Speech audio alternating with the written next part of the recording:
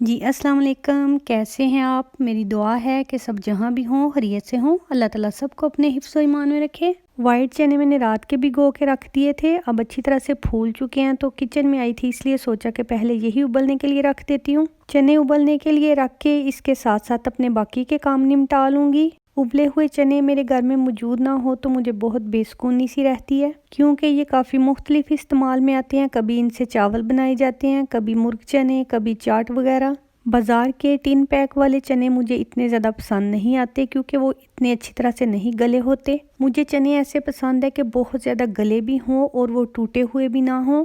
इसलिए अपनी मर्ज़ी के मुताबिक मैं अपने घर में ही उबाल लेती हूँ। अभी सुबह सुबह का टाइम है, बच्चे सो रहे हैं, तो उनके लिए बनाना था थोड़ा स्पेशल सा नाश्ता। अभी बनाने लगी हूँ मिनी पिज़्ज़ाज़। इसके लिए मैदा मैंने रात को ही गूंद के रख दिया था, जो कि अब अच्छी तरह से ख़मीर हो चुका है। ये माशाल्लाह इतना अच्छा ख़मीर हुआ था कि मैं पेड़े बना रही थी। जो ही पेड़े बना के रखे तो वो साथ साथ काफ़ी ज़्यादा फूलने शुरू हो गए। अच्छे ख़मीर की ये निशानी होती है कि उसके ऊपर बेलन नहीं चलाना पड़ता। ये देखें कि मैं हाथों से ही उसे प्रेस करके थोड़ी छोटी छोटी सी रोटियां बना रही हूँ। सारी रोटियां बना के मैं बेकिंग ट्रे पे फैला दूंगी ताकि इन्हें ख़मीर होने का टाइम मिल जाए। साथ ही मैं चिकन फ्राई कर लूँगी। थोड़ा सा ऑयल लिया, अदरक लहसुन का पेस्ट, सुरख मिर्चें, नमक, हल्दी, धनिया पाउडर और चिकन ऐड करके अच्छी तरह से पका लूँगी। चिकन को मैंने बहुत ही छोटा छोटा सा कट कर लिया, इसलिए जल्दी से पक जाएगा। चिकन पकने में बमुश्किल 10 मिनट ही लगे होंगे। उतनी देर में ये पिज़्ज़ा बॉटम्स बहुत अच्छी तरह से फूल चुकी हैं। अभी इनके ऊपर थोड़ा थोड़ा सा मैं पिज़्ज़ा सॉस लगा रही हूँ। घर पे पिज़्ज़ा बनाना मुझे बिल्कुल भी नहीं पसंद, लेकिन ये बच्चों की फरमाइश थी कि थोड़े मिनी पिज़्ज़ाज़ बनाए जाएं, इसलिए मैंने स्टार्ट कर लिए। पिज़्ज़ा जब भी खाना हो तो हम बाहर जाके खाते हैं, क्योंकि घर में पिज़्ज़ा बनाने के लिए बहुत ज़्यादा जॉब करनी पड़ती है। इसके लिए इतनी ज़्यादा चीज़ें तैयार करनी पड़ती हैं। पहले पिज़्ज़ा डो बनाओ, फिर अगर सॉस घर में ना हो तो वो बनाओ, साथ में चिकन और वेजिटेबल्स तैयार करो, तब कहीं जाके इसके लवाजमात पूरे होते हैं। ये बहुत ही ज़्यादा टाइम टेकन होता है। ऊपर से जितना खलारा पड़ता है, इतने ज़्यादा बर्तन भी जमा हो जाते हैं, तो इस वजह से मुझे बिल्कुल भी अच्छा नहीं लगता कि एक दिन के खाना बनाने के लिए मैं पूरा दिन किचन में गुजार दूँ। जब मैं बनाने स्टार्ट करूं तो अंदर अंदर से लालच आ जाता है कि चलो थोड़े ज़्यादा बना लेती हूँ, बाद में इस्तेमाल हो जाएंगे। अगर ज़्यादा बना लूँ तो फिर मुझे ये फ़िक्र लग जाती है कि पता नहीं कब ख़त्म होंगे। अगर बच के खाए ना गए तो मेरी बहुत ज़्यादा मेहनत ज़ाया हो जाएगी। इसलिए मैं बच्चों को साथ साथ याद करवाती रहती हूँ कि आप गर्म करके खा लें। आजकल तो हालात भी इतने अजीब हो चुके हैं कि हर टाइम बस खाने की फ़िक्र होती है और कुछ भी नहीं करना होता, क्योंकि मिलने मिलाने पे भी काफ़ी पाबंदी है। जब सभी घर पे मौजूद हों तो सारा दिन बस ऐसे लगता है कि खाने में निकल गया। सुबह का नाश्ता करो, बर्तन वगैरह दो, थोड़ी बहुत सफाई करो, फिर दिन के टाइम पे कुछ खाओ, उसके बाद शाम की फ़िक्र लग जाती है। बस एक अजीब सा खौफ हर तरफ छाया हुआ है। हमने बाहर सौदा भी लेने जाना हो तो थोड़ी टेंशन ही रहती है कि अल्लाह ना करे कुछ हो ना जाए। बस इसी डर से बहुत कम सौदा लेने के लिए भी निकलते हैं। किसी को मिलने मिलाने या किसी के घर जाने का भी इतना ज़्यादा सवाल पैदा नहीं होता, क्योंकि आजकल सभी अपनी अपनी जगह पे बहुत ज़्यादा कोशिश कर रहे हैं कि एक दूसरे से कम मिला जाए। हर कोई अपनी जगह पे काफ़ी ज़्यादा एहतियात बरत रहा है कि हमारी वजह से कोई दूसरा इफेक्ट ना हो जाए।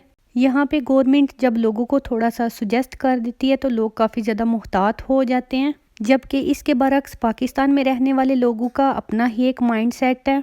वहाँ पे गवर्नमेंट की तरफ से एक हिंट ही आया था कि दिसंबर में शायद लॉकडाउन लग जाए, तो जिन लोगों ने शादियाँ दिसंबर में करनी थी उन्होंने नवंबर में ही करनी शुरू कर दी। हमें सुन के इतनी ज़्यादा हंसी आ रही थी कि इसी वजह से इसी चीज़ को रोकने के लिए तो गवर्नमेंट ने लॉकडाउन लगाने का सोचा था, लेकिन लोगों ने सोचा कि लॉकडाउन लग गया तो हमारी शादियां तो डिले हो जाएंगी, इसलिए हम पहले ही कर लेते हैं। मकसद तो गैदरिंग से बचना या बहुत ज़्यादा रश को कंट्रोल करना था, लेकिन लोगों की अपनी ही मंतक है तो उसी हिसाब से चलते हैं। हर किसी की अपनी सोच होती है और वो उसी तरीके से चलता है। जब कोविड स्टार्ट हुआ था तो यहाँ पे काफ़ी ज़्यादा एहतियाती तदाबीर बताई गई।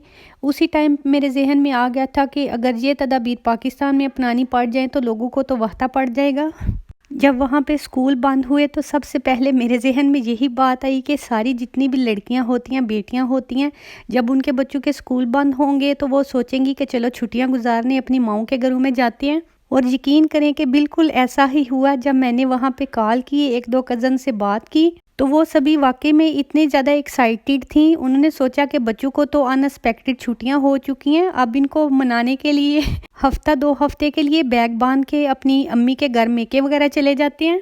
और मुझे तो अपने बुज़ुर्गों की काफ़ी ज़्यादा फ़िक्र होनी शुरू हो गई थी, क्योंकि बच्चे तो एहतियात कर नहीं थे रहे, उनके साथ जब छोटे बच्चे भी हों तो फिर और ज़्यादा मसला क्रिएट होना था। इसलिए मुझे काफ़ी टेंशन हो गई कि इस चीज़ को कैसे रोका जा सकता है। फिर जितना मेरे बस में था, मुझे पता था कि जो लोग मेरी बात सुन लेंगे उनके ऊपर मैंने पूरी कोशिश की कि उनको समझाऊं कि आखिर मसला है क्या। जैसा कि मैंने बताया कि वहाँ पे लोगों का अपना ही लाइफस्टाइल है, पढ़े लिखे लोग भी ऐसी चीज़ों को इतना ज़्यादा एकदम से सीरियस नहीं लेते जब तक कि अपनी आंखों से देख ना लें। बस अपना फ़र्ज़ समझ के मैंने काफ़ी कोशिश की कि चलो किसी एक ना एक के दिल में तो मेरी बात उतर ही जाएगी, अगर वो एहतियात कर लें तो उसकी वजह से किसी ना किसी और की जान बच जाएगी।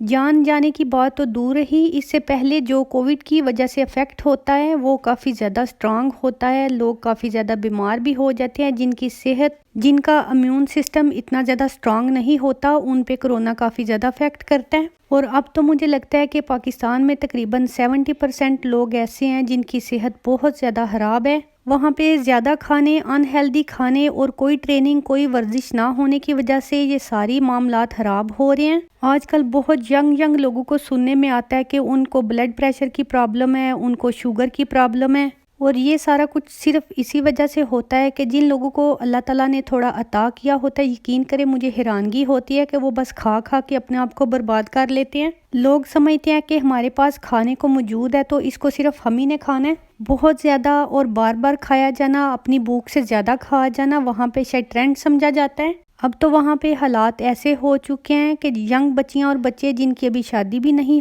हुई होती, उनका वेट काफ़ी ज़्यादा बढ़ चुका होता है। फिर शादी करने के टाइम पे ये काफ़ी ज़्यादा मसला क्रिएट हो जाता है कि बच्ची या बच्चे का वेट ज़्यादा है, और वो सिर्फ इसी वजह से है कि खाने का स्टाइल बहुत ही ज़्यादा ख़राब है। जब मैं पाकिस्तान जाती हूँ तो काफ़ी ज़्यादा कज़न्स मुझसे पूछती हैं कि बाजी या आपी आप इतनी पतली कैसे हैं। हालांकि मैं इतनी ज़्यादा पतली नहीं हूँ, लेकिन वहाँ के हिसाब से यकीन करें कि यंग लड़कियों के हिसाब से मुझे लगता है मेरा वेट काफ़ी ज़्यादा कम है। और फिर जब मैं उनके खाने के स्टाइल को देखती हूँ तो मैं उन्हें बताती हूँ कि हम वहाँ पे खाते सभी कुछ है माशाल्लाह से, लेकिन बहुत एहतियात के साथ खाते हैं।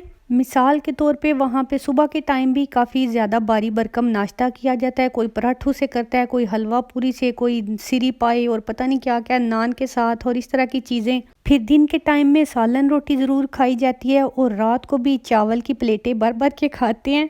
अच्छा खासा हैवी डिनर करने के बाद मिडनाइट को भी लोग दही बल्ले, टिक्के और पता नहीं क्या क्या मंगवा के खाते हैं। फिर जो मुझसे सवाल करते हैं ना कि आपका वेट कैसे कंट्रोल है, तो मैं इन्हें बताती हूँ कि हम भी खाते हैं लेकिन मुख्तलिफ अंदाज में खाते हैं।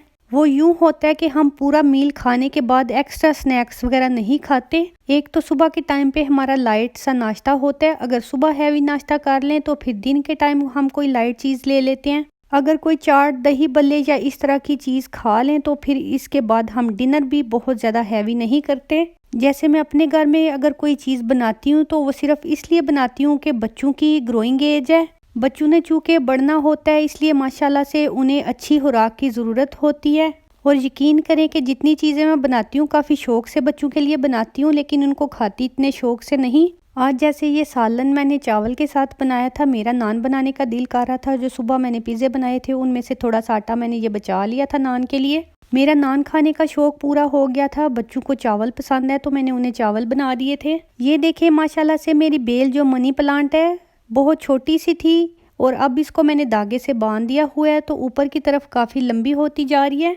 ये बेल मुझे घर में रखने का काफ़ी ज़्यादा शौक़ था। एक दफ़ा पहले भी मैंने रखी थी लेकिन वो इतनी ज़्यादा बड़ी नहीं हुई। जब हमने घर लिया तो उन्होंने भी इस तरह की बेल एग्जैक्ट इसी जगह पे रखी हुई थी। मुझे थोड़ी समझ आ गई कि ये जगह इस बेल के लिए सूटेबल है, इसलिए मैंने भी उसी जगह पे रख ली। ये देखें हमारे टेरेस और लॉन साइड पे कितनी ज़्यादा बर्फ़ जमा हुई है। अभी तकरीबन 11:15 का टाइम हो रहा है और थोड़ा सा सूरज निकलना शुरू हुआ है। मैंने शील्ड्स को ऊपर उठा दिया ताकि सूरज की रोशनी थोड़ी सी पौधों को भी लगे। थोड़ा दरवाज़ा खोल के मैं आपको बर्फ़ का नज़ारा भी करवाती हूँ। बर्फ़ के अंदर ये निशान हमारे नेबर्स की बिल्ली के फीड्स के हैं। क्योंकि यहाँ पे सारे घर तकरीबन एक जैसे हैं, इसलिए बिल्ली को कभी कभी गलती लग जाती है। वो समझती है कि ये शायद उसी का घर है, इसलिए हमारे दरवाजे के बाहर आके बैठ जाती है ताकि हम दरवाज़ा खोलें तो वो अंदर आ जाए। दरवाजे को तो मैंने बंद कर दिया, इतनी ज़्यादा ठंड थी एकदम से मेरे पाँव फ्रीज़ होने शुरू हो गए थे। आज थोड़ी सी धूप निकली हुई है, खिड़कियों से अच्छी सी धूप अंदर आ रही है, तो मुझे ऐसे लग रहा है कि पौधे भी काफ़ी ज़्यादा खुश हैं। सर्दियों में जब यहाँ पे धूप निकलती है तो सभी तकरीबन वाकई में बहुत खुश होते हैं, क्योंकि कभी कभार निकलती है, मौसम बहुत अच्छा खिला खिला सा लगता है। बातों बातों में वक्त का पता ही नहीं चला। इजाज़त का टाइम आ गया। आपके लिए बहुत सी दुआएं। अल्लाह हाफिज़।